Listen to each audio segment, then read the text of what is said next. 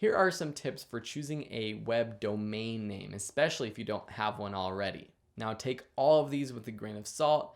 Sometimes it's impossible to implement all of these strategies with your domain name because many are already taken, but you have to kind of weigh the pros and cons of each. So let's get straight to it.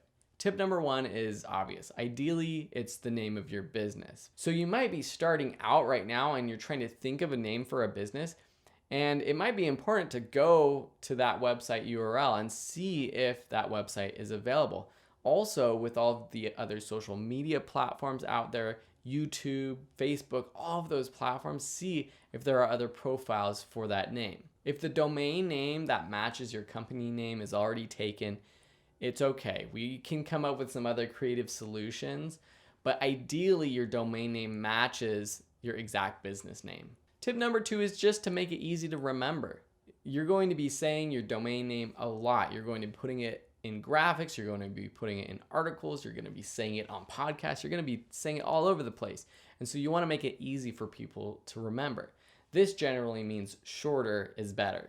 I'm kind of breaking this rule with videoschoolonline.com, but there are a lot of websites out there, at least that I like and that I've learned from, that have sort of longer website names like Smart Passive Income, listenmoneymatters.com. As domain names get taken up, you do have to get a little bit creative and perhaps stretch it out a bit longer, but obviously shorter is better. The next tip is use keywords. And this is also maybe to do with your business name. Video School Online, I'm using keywords right there. Video, school, those are two keywords that if people are searching for, then perhaps they're going to be interested in my products and services. Something a little bit more hitting the nail on the head would have been video courses or learnvideo.com or learnphotography.com. But those domains are probably already taken. If you do build up your website and you start getting traffic and you are doing it for a while, search engines like Google, though, will start directing people to your website, especially if your keywords are in your URL or your domain name.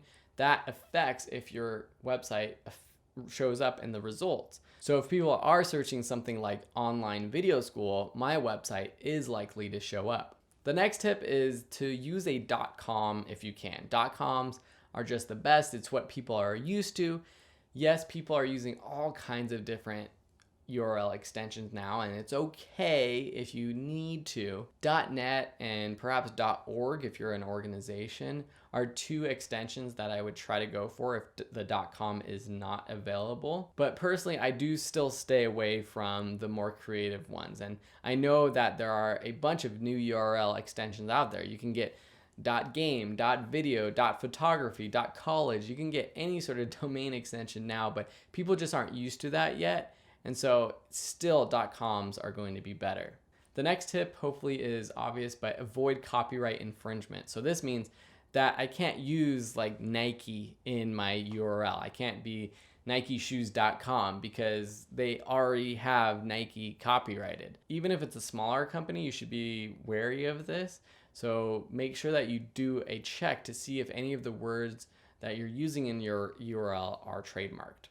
The next tip is to just avoid hyphens or numbers in your URL. Numbers are very confusing because if I was video325.com, is it the numbers 3 or do you spell it out? It's just confusing unless if you can get both URLs. So if your site is oneand1.com and you get written out 1and1 or the numbers 1and1.com, that's fine, and that might work for you, but it still might confuse people. And then lastly, like I mentioned earlier, check the social media accounts for your business name and for the website that you're going to use.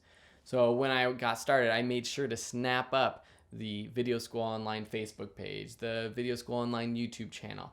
This is not a make or break situation anymore. There's lots of businesses, especially online businesses now, that use their personal YouTube account, for example, and then they changed to a business, but it's still the Phil Ebener YouTube channel in the URL. With social media, it's kind of the same thing with Instagram or Pinterest or Facebook.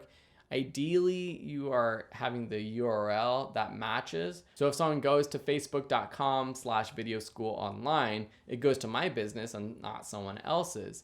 But if you can't get every social media account under your exact business name, it's okay, but try to get as many as possible. So those are some tips for picking your own domain name. I hope they help. If you need any help choosing between a domain name and another one, please post in the class. Let us know. Let Diego and I know what your ideas are, and we'll help you come up with what we think the best one is for your business.